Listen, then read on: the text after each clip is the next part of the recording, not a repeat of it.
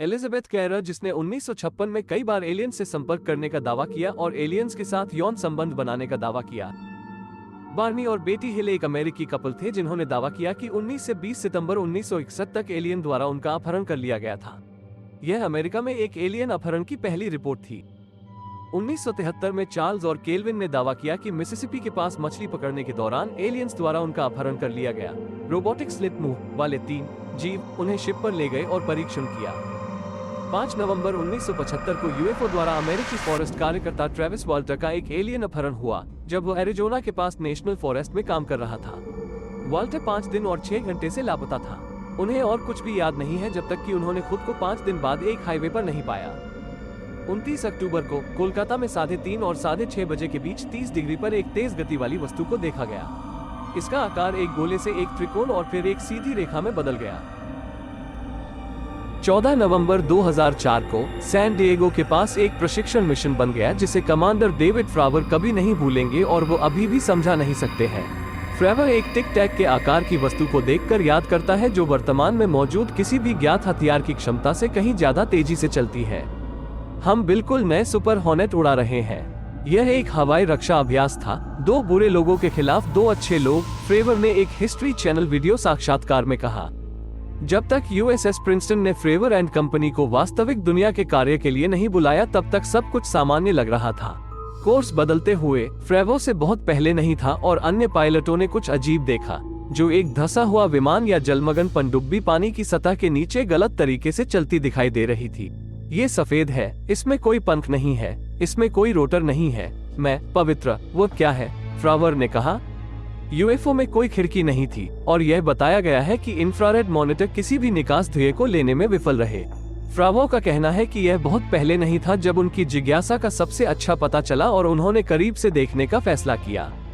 जैसे ही फ्रावो पानी की ओर उतरना शुरू हुआ, शिल्प सामने आया, तेजी से चढ़ा और फ्रावो के उड़ान पैटर्न को प्रतिबिंबित करना शुरू कर दिया।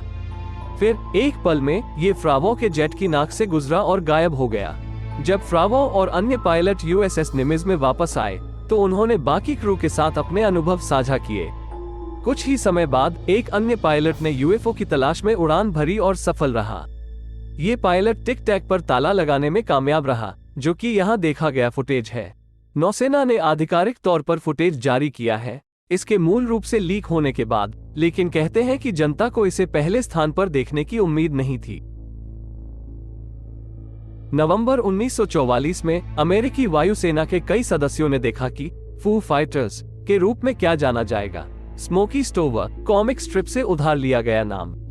फू फाइटर्स को एक प्रकार के रहस्यमय विमान के रूप में वर्णित किया गया था जो लाल रंग में चमकता था और अविश्वसनीय आसानी से आसमान में घूम सकता था।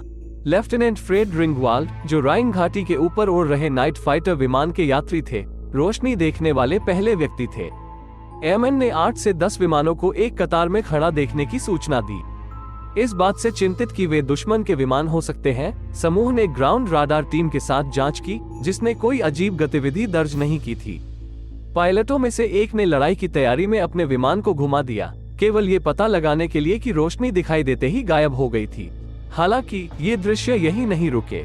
दिसंबर 1944 के मध्य में एक अलग पायलट ने देखा जिसे चमकती लाल और हरी बत्तियों के प्रदर्शन के रूप में वर्णित किया गया था, जिसने एक टी गठन बनाया जो आते ही गायब भी हो गया। कई और देखे गए और हालांकि लोगों ने उनके लिए स्पष्टीकरण के साथ आने की कोशिश की, एयरमैन मुकाबला थकान से पीड़ित थे। रोशनी कुछ प्रकार की अजीब मौसम की घटनाओं का परिणाम थी। वे कुछ नई नाजी तकनीक से आए थे, वे अभी भी एक रहस्य बने हुए हैं। एवी लोएब, एक प्रभावशाली विश्वसनीय वैज्ञानिक जिन्होंने हार्वर्ड में पढ़ाया और विश्वविद्यालय के खगोल विज्ञान विभाग की अध्यक्षता की, ने एक दिलचस्प लेकिन प्रतीत होता है कि दूर की कौड़ी परिकल्पना प्रस्तुत की है। क्षुद्र ग्रह ओमुवामुआ वास्तव में एक विदेशी संरचना या एक निष्क्रिय विदेशी अंतरिक्ष यान से अंतरिक्ष मलबे है। किसी और से आ रहा है, यह पागलपन लग सकता है।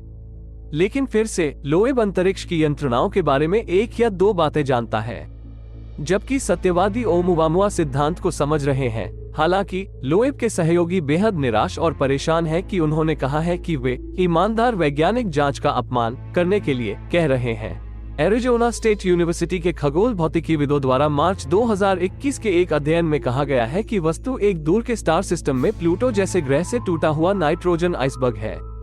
भाग में ये समझाएगा कि वस्तु कितनी परावर्तक है। लोएब ने प्रतिवाद किया कि चंद्र को एक ग्रह पर अवास्तविक रूप से उच्च घनत्व के साथ उत्पन्न होना चाहिए था, तो अंतरिक्ष मलबे के इस रहस्यमयी हिस्से पर जूरी अभी भी बाहर है। 21 मार्च 2022 को नासा ने पुष्टि की कि एक्सोप्लैनेट की संख्या 5000 से अधिक है और हम उम्मीद कर सकते हैं कि यह आंकड़ा तभी बढ़ेगा जब हम प्रौद्योगिकी में सुधार करेंगे जो अंतरिक्ष के निचले क्षेत्रों की जांच करने में सक्षम है। इसका मतलब है कि ऐसे हजारों ज्ञात ग्रह हैं जिनका विस्तार से पता नहीं लगाया गया है और कई और खोज की प्रतीक्षा है जिसमें जीवन को बनाए रखने की क्षमता वाले वातावरण शामिल हो सकते हैं। कौन कहता है कि एक या एकाधिक एक्सोप्लैनेट पहले से ही बुद्धिमान अलौकिक प्राणियों के लिए घर नहीं है? 2007 में रक्षा विभाग डोड ने अंतरिक्ष से संबंधित घटनाओं का अध्ययन करने के लिए उन्नत aerospace threat identification programme AATIP नामक एक कार्यक्रम बनाया, जिसे आसानी से समझाया नहीं जा सकता था, जिसमें आमतौर पर उच्च गति अज्ञात विमान की उपस्थिति शामिल होती है। न्यूयॉर्क मैगजीन के इंटेलिजेंस के अनुसार गुप्त कार्यक्रम का नेतृत्व सैन्य खुफिया अधिकारी लुइस एलिसोंडो ने किया था, जिन्होंने यूएफओ मुठभेड़ों की रिपोर्ट की जांच करने की मांग की थी। एक दशक बाद एलिसोंडो ने पेंटागन में काम करना छोड़ दिया और न्यूयॉर्क टाइम्स को AATIP के अस्तित्व की पुष्टि की।